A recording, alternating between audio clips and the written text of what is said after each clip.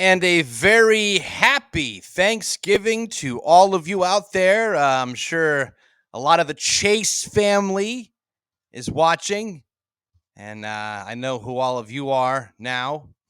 So hopefully you've all had a relatively pain-free day with the fam, and mine has been pretty good. Can't complain. So yeah, welcome. This is finally I have a chance to have my own special, my own segment, the time that I deserve, to say the very least. And you'll notice that, yes, I have what is called a G scale, garden scale railroad set up in my humble abode. And Subdued Station, that's off to your left there. And I'll tell you about who's in the picture in a moment. And of course, the Knox Express running around and getting folks from point A to point B this very busy holiday season. But yeah, Subdued Station got some people waiting for their ride to come around. But you'll also see to those guys that are on the left there, they're very they appear to be close talking. Yeah. Creed always said that I was a close talker, and he was right. Back in my drinking days, I thought it was necessary to get as close to someone's face as possible while talking to them. But I thought he would appreciate that. So there you go, Creed. There's my homage to you. I got two gentlemen from the days of the Brits. It looks like they're now. Just side note: this G scale is actually from Europe, so the people that come with it look a little bit European. And then what blew my mind is that there's a guy that was all by himself. It was the only black figurine that came with this train set, and he's wearing a T-shirt that says "I love LGB." And no, it's not lesbian, gays, and bisexuals. It's LGB trains. That's what most of this stuff is from. But anyway, yes, happy Thanksgiving to all of you. Literally my favorite holiday of the holiday season. Why, you ask? Why? Well, I'll tell you why. Because there really are no expectations from anyone. You can't screw up a gift on Thanksgiving because there are no gifts to give. You know what I'm saying? You know, you can have a expectation for the meal, but you know, you don't have to have an expectation for a gift. Desserts, maybe. You know, if someone's bringing a dessert over to my house, I have an expectation for them. But, you know, should be good. I know. Can't look a gift horse in the mouth, but when it comes to desserts, you totally can. So we've got some emails that have been written. I guess Mikey put the APB out. See what I did there, APB? That's a Chase reference.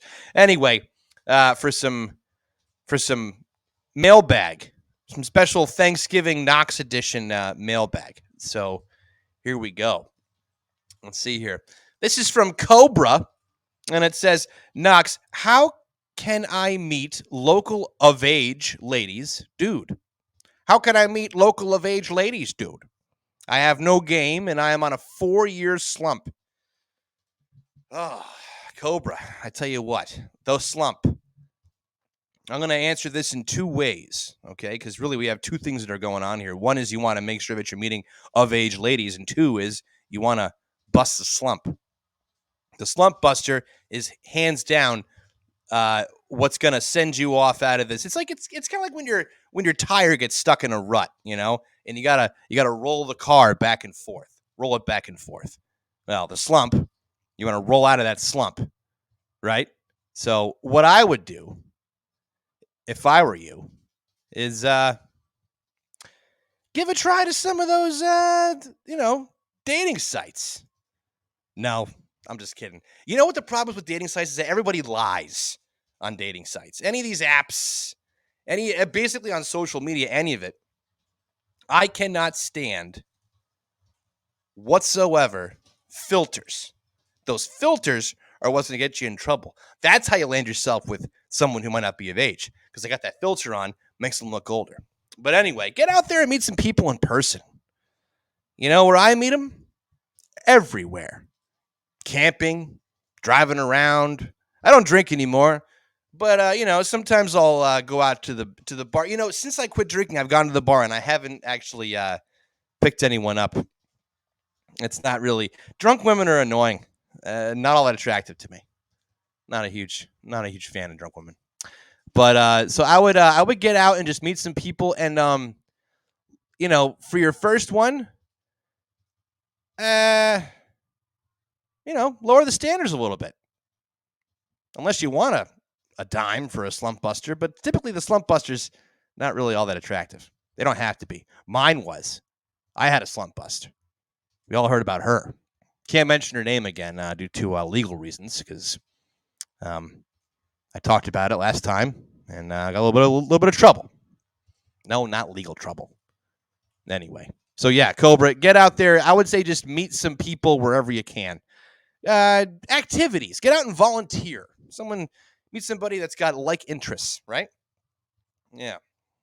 Next, hey Knox, what's up, dude? Love your stories. Are there any more connected ladies in your past, like the one that was in protective custody? Yeah, her name was, I believe it was Kristen. So anyone like Kristen that have been made or that were connected? No, I'm thinking really hard. She was the only one. Yeah, she was the only one that was ever that I knew of that was in some kind of situation. Who knows? There could have been other ones that they didn't talk about it, right? You don't talk about it unless you're getting called by the police when you went on the beach. Yeah. Here we go here. Knox, I know you have to have a great cologne collection. What are some deal-sealing scents? Peace and love, Alex. Alax. Alex. Alex, thanks for reaching out. Well, I've never sealed the deal, at least not recently, with cologne. My own scent, my own pheromones are what's been getting the job done. I had a bottle of cologne that was super expensive. And I forget what it was called. Something noir. It was given to me by an Egyptian for helping him out. And oddly enough, what I ended up using that cologne for was to mask the smell of cannabis in my apartment, because it smelled really good. And it did a good job, because here's the thing. If you pick the wrong cologne for that, it just smells like weed and cologne. But if you get the right one or an expensive one, it overpowers the cannabis smells, you see. So to answer your question, I don't have a great cologne collection. Sometimes I will spray my spray-on deodorant on the outside of my clothes. That's worked. It didn't leave a white residue, so that was good. But yeah. No deal-stealing scents. Just me, baby. Just me. Let's do another one here. I hope you guys are enjoying this. Let's see here. Knox, what is the most sensual fruit? Love Virginia. Well, I tell you what, Virginia, in my personal opinion, mangoes. I think mangoes are very sensual. Why? Because they just taste good. It's better than an orange. It's better than a cantaloupe. Mangoes taste pretty good. That's my choice of a sensual fruit. I do enjoy strawberries though, and raspberries. I've never brought strawberries or raspberries into the bedroom, believe it or not. Whipped cream, yes. Strawberries, no. I think whipped cream is the only bit of food I brought into sex. I don't, to the best of my knowledge. Oh, that's not entirely true. I do have a story about food in the bedroom, which is perfect because this is a food-driven holiday.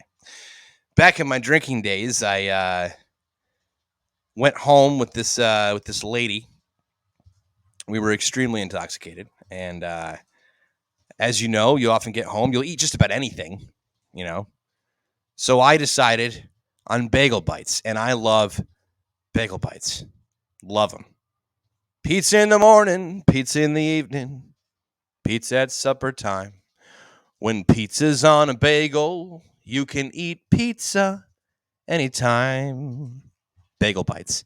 So I had a plate of bagel bites on the nightstand next to me. Lights were off.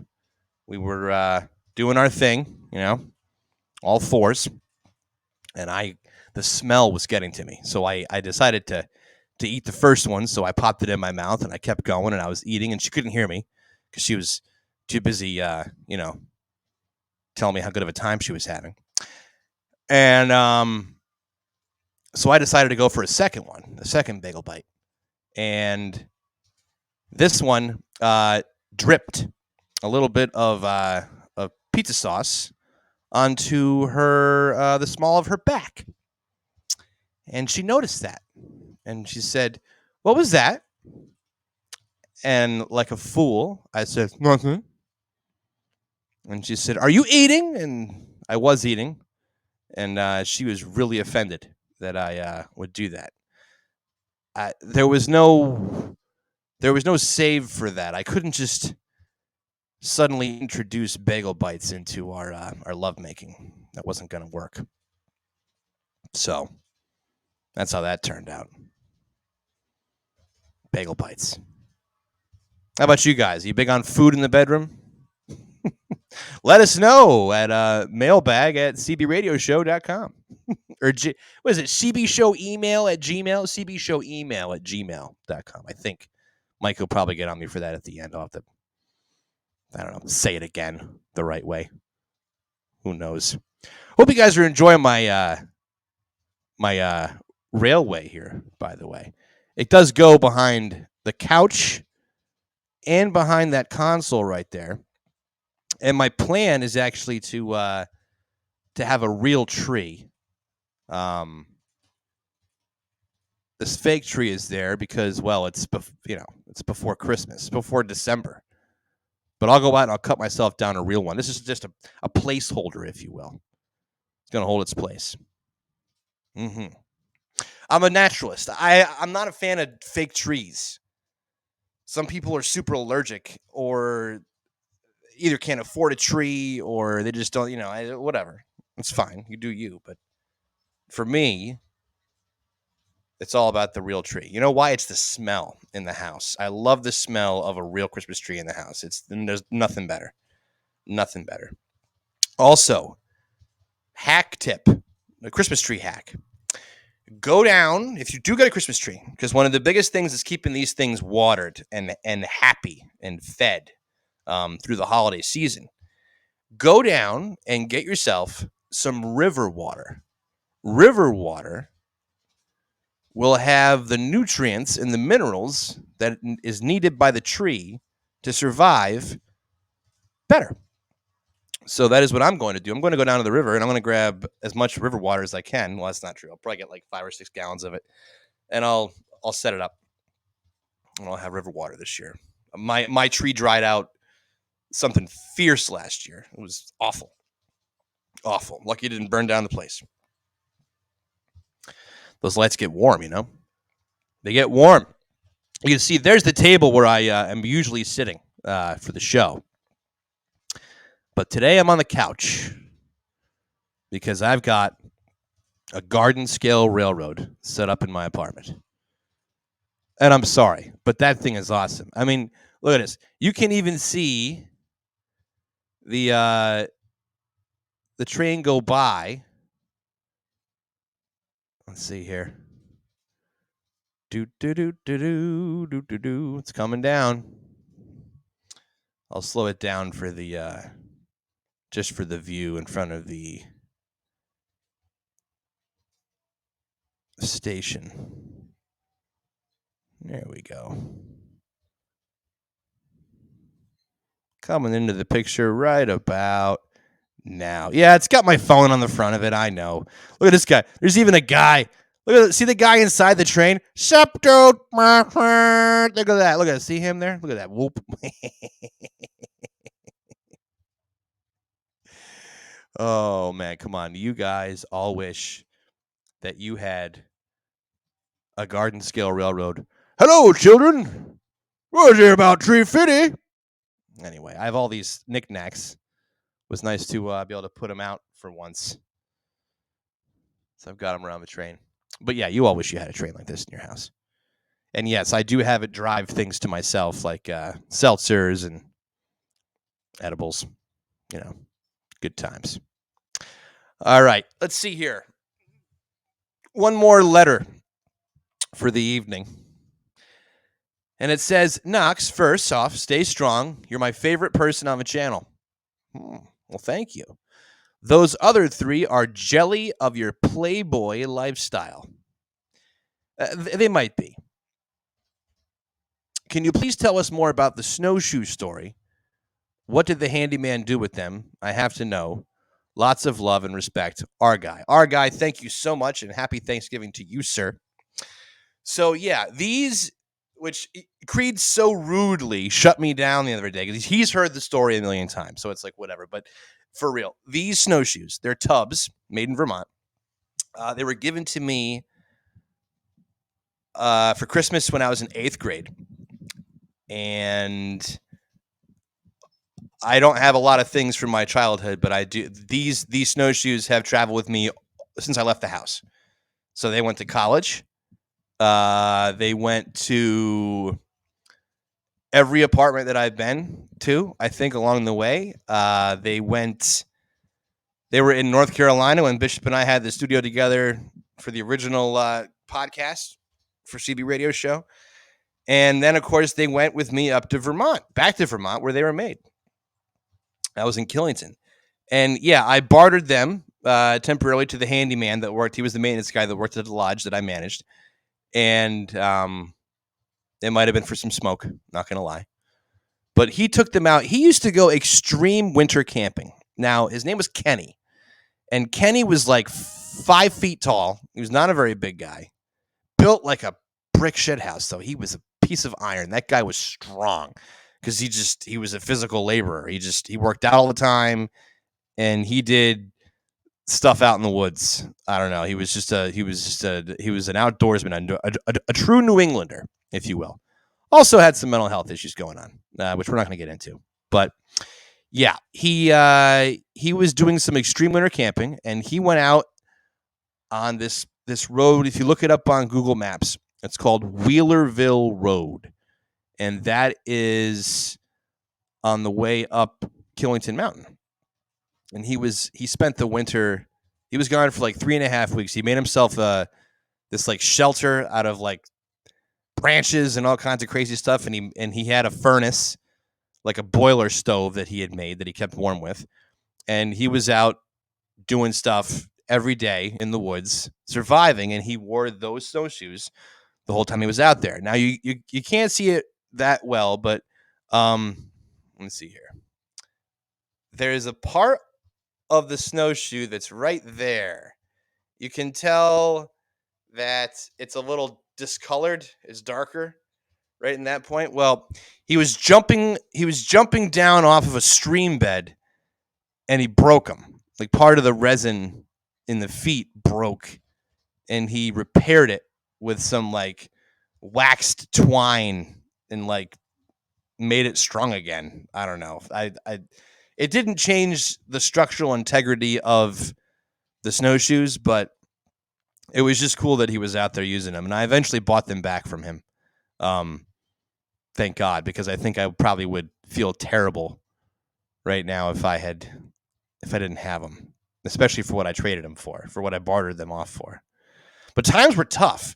That was right after I had lost a career. It was right after I got sober from alcohol and didn't have a whole lot of money. So sometimes you barter. That's what happens. But yep, that is the story of the snowshoes. I got them when I was real young, and they're all the way with me now, and I'm 40.